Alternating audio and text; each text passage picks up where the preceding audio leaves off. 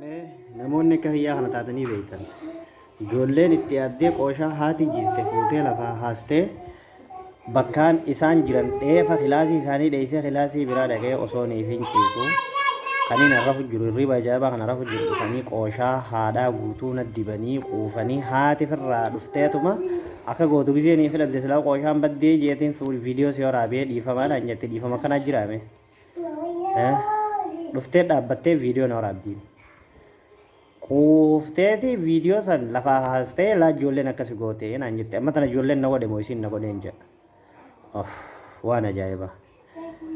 hantana waa ijoolleen komadhu isumaan komadha malee egaa teessee dhuftee dhaabbattee ijoollee qooshaan na laayitu viidiyoo dhaan na waraabuun isiidhaa kun akkam isiniif fakkaate siyyoo niif isin ta'e mee natti hima akka yaada mataa keessaniitti isin maal jettamme kilaasii isaanii dhiiseef kilaasii biraa dhaqe kilaasiin itti galetti isin tahin na jala deemanii gisee qooshaa na diban kana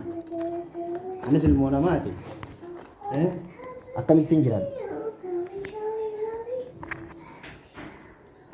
eegaa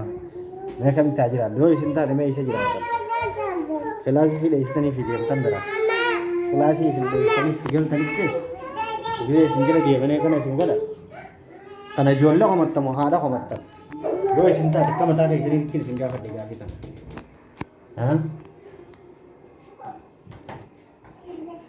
yoo kana isin godhan akkam taatan mee natti hima haadha lafaa kaatanii haadha tumtammoo silaa biyya taate irraan tana intumaati nama biyya hin jirre kana gaajaartiin tuman biyya namaatitti mee akkamiin godhe abbaliyyan kicha akka mataa keessanii mee silaa yaadee akkam naa hannitan naa hannaame mucaan faan fuularra dhaabbatee fuula kanarraa nagaddi baay'ee miti turaab na godhe giseenii fi nama lafaa kee viidiyoo laalu haatiin wata dhaabbattee ustee yaaduma dhaba viidiyoo na waraabde dhiiroo tiiviin itti fakkaadde moo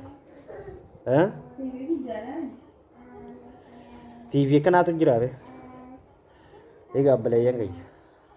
yoo mudannoon akkanaa isin mudatte akka mataa keessanitti isin jaartii teessan akkam goota warri dhiiraa isinoo warri shamarranii yoo niif ijoolleen teessan lafaa haatee abbaa mana keessanii ijoolleen teessan akkana godhu jiraatte akkam gootan akkanatti turaabna ejjanan turaabna ejjanan zeenii fi dhuftee haati lafaana haastu ifiifuu giseenii fi achi deemee daawwitti filaale naan jettu siin na godhee jennaa wallaahi jettee akka hatte ijoolleen si godhe anaa miti qooshaan irraa balleeysanii jettee qooshaa guutuu akkasi ganna isiin komadda moomeen maanta eenyuun komadda natti himaame